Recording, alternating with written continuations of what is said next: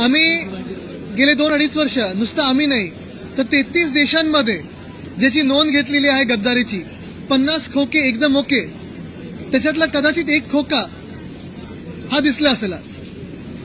पण मला वाटतं की हे व्हिडिओ सगळीकडे फिरत आहेत.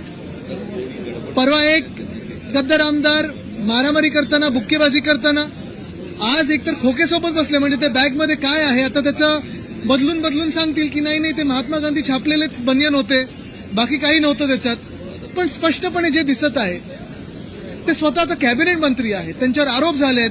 हॉटेल घेण्याचा प्रयत्न, जमीन ढापण्याचा प्रयत्न, हे सगळे आरोप झालेले आहेत. मुख्यमंत्री महोदयांनी स्वतः उच्चस्तरीय चौकशी देखील लावलेली आहे. प्रश्न हाच आहे की ह्या गँगचे बॉस भ्रष्टनाथ मिंदे कारवाई करणार का? उत्तर मी तुम्हाला हे आज पण देऊ शकतो की ते कारवाई बिलकुल नाही करणार.